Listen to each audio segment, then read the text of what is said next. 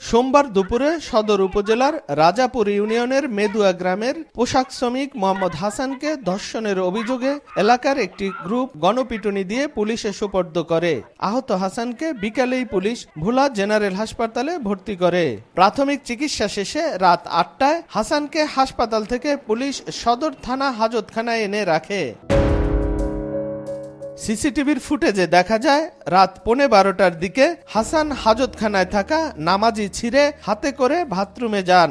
কিছুক্ষণ পরে বাথরুমের মধ্যে গলায় ফাঁস দেয়া অবস্থায় তাকে উদ্ধার করে হাসপাতালে নিলে তাকে মৃত ঘোষণা করেন চিকিৎসক। এ মৃত্যুর বিষয়টি অস্বাভাবিক উল্লেখ করে বিচার চেয়েছেন নিহতর স্বজনরা।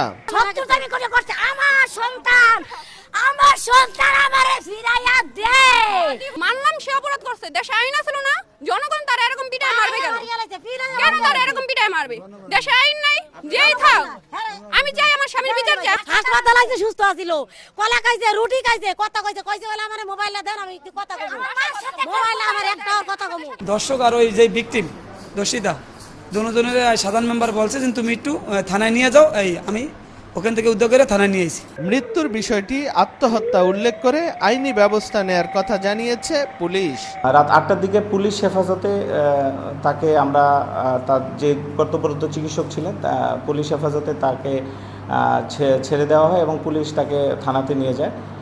পরবর্তীতে রাত 1:05 সময় রোগীটা আবার কর্তব্যরত যে পুলিশ নিয়ে আসেন আমাদের এখানে যে কর্তব্যরত চিকিৎসক, তখন তাকে মৃত ঘোষণা করেন। আসলে পুরাতন জায়নামাজ ওইটাকে ছিঁড়ে সে গলায় দিয়ে ঝুলে যায়। তো আমাদের সেন্ট্রি 12টার পরে যে বদলি সেন্ট্রি আছে, ও আসামি চেক করতে গিয়ে বাথরুমে ঝুলন্ত অবস্থায় পায়। দ্রুত সেকেন্ড অফিসারকে জানালে তাড়াতাড়ি তাকে ওখান থেকে নামিয়ে হসপিটালে নেওয়া যায়।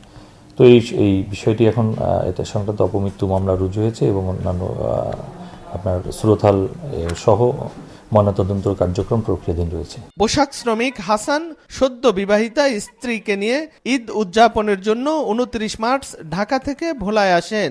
2 দিন পর 31 মার্চ প্রতিবেশী গৃহিণীকে ধর্ষণের অভিযোগে গণপিটুনি দেয় স্থানীয় একটি গ্রুপ। নাসির উদ্দিন লিটন, সময় সংবাদ, ভোলা।